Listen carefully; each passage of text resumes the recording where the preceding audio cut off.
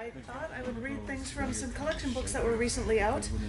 I don't know how this will stand, if it will properly stand or not, but I would start with a... It's not going to balance there. It's too thick. That works. Stay. It obeyed. Good boy. What is the board? From the collection book Study in Black.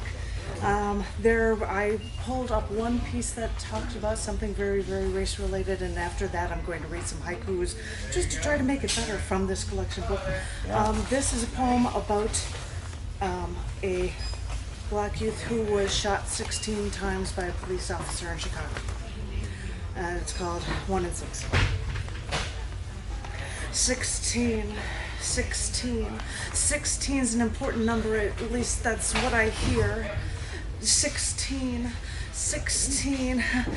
is when my birthday came. That's when I cried, alone. 16, and looking back on my hometown, I remember what it means when 16 is the number of bullets that they found in a boy in my hometown. 16, it became a mantra in my head of justifying death. 16, I saw the video of the first shot that spun the man to the ground. 16, they call this the Chicago way. Well, too many people die. 16, I remembered the sirens loud when I'd lay awake at night, but 16 is not for remembering, it's not a reminder for death, it should be life. 16, I know I complained I had it tough when I turned that fateful age, but 16, I've died 1,000 times inside instead of being shot dead. 16, and now I try to count that high when I think of death nearby. But 16,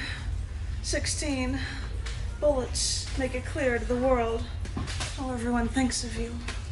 So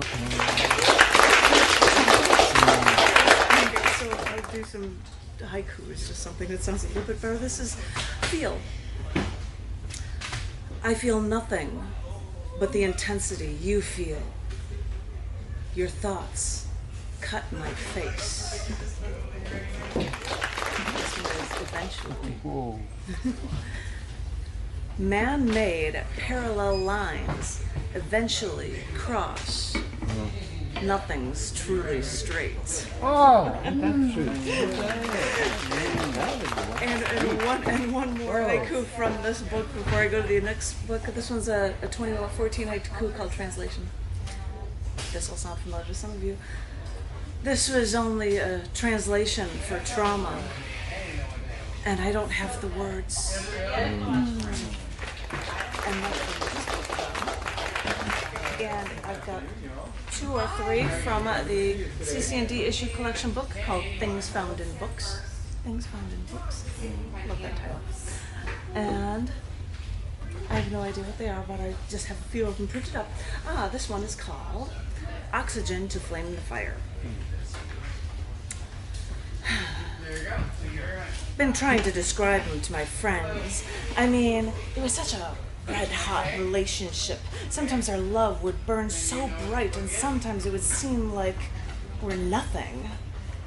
But now I've figured him out, and now it all makes sense. He was a cigarette. Our time together was so short, and like those nicotine sticks, it burned out too fast. Break, you're off and ready. When he was getting me all hot and bothered, I'd take a deep breath, suck in some oxygen to flame this fire between us, and he glowed with a red-hot intensity.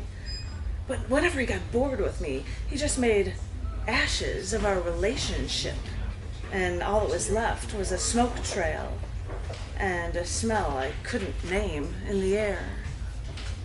Everyone was telling me he was no good, but I didn't know better. I couldn't help it. I was intoxicated. But now that he's gone, I wonder how much pain this affair has caused.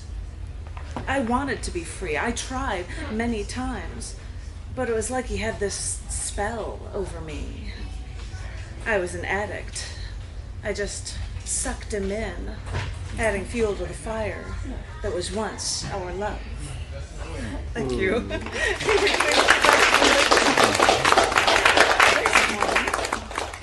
Is, even though it talks about fire, it's not about the bad relationship. This one is called Fuming in the Morning.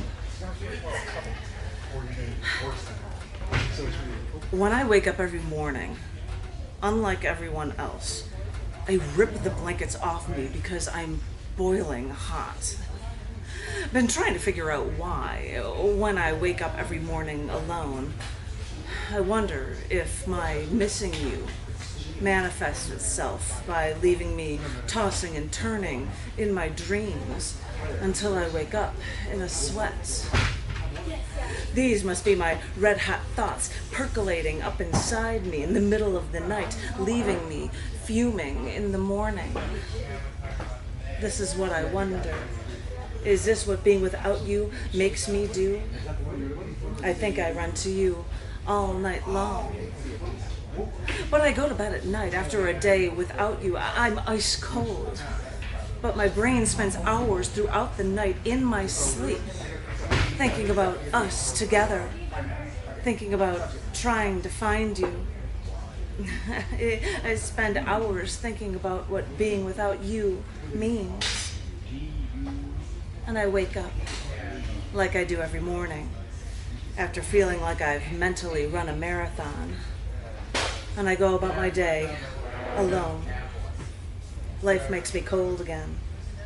And I wonder what it takes to get back to you again.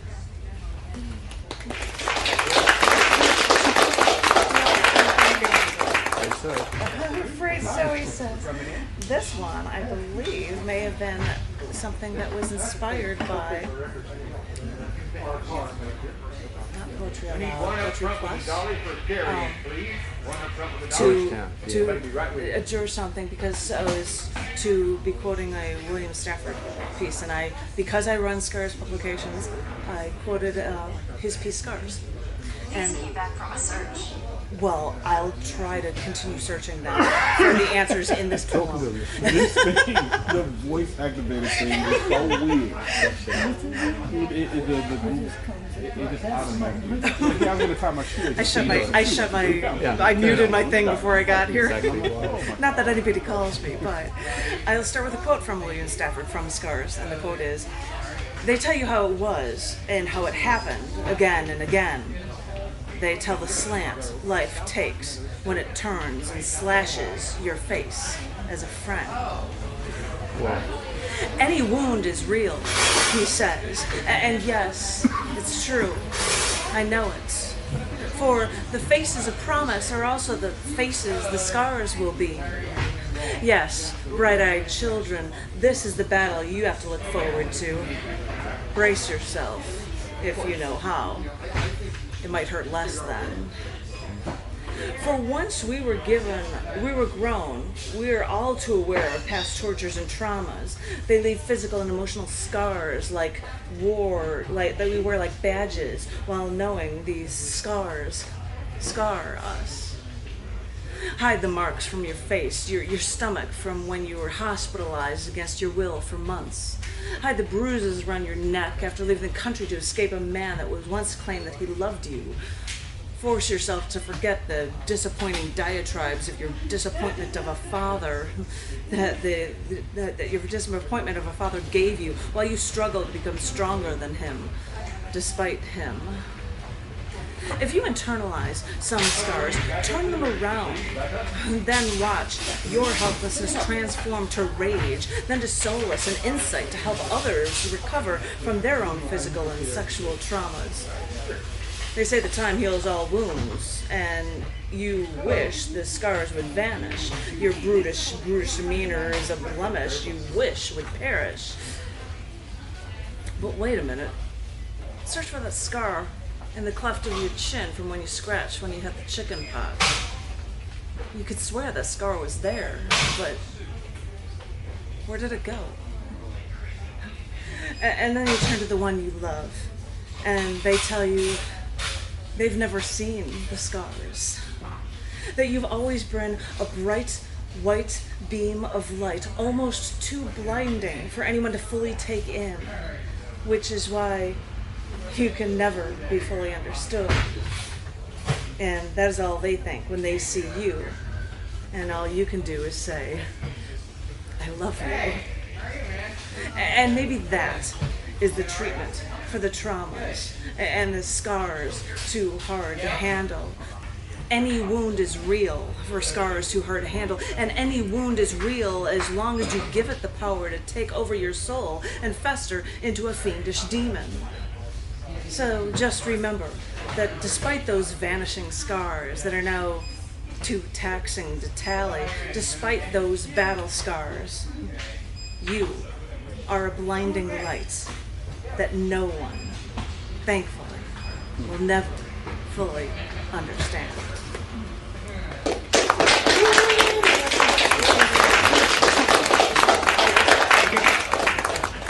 Yay, and they're cool. And if you want to know anything about the magazines or the books, let me know. Thank you. Thank you. Thank you.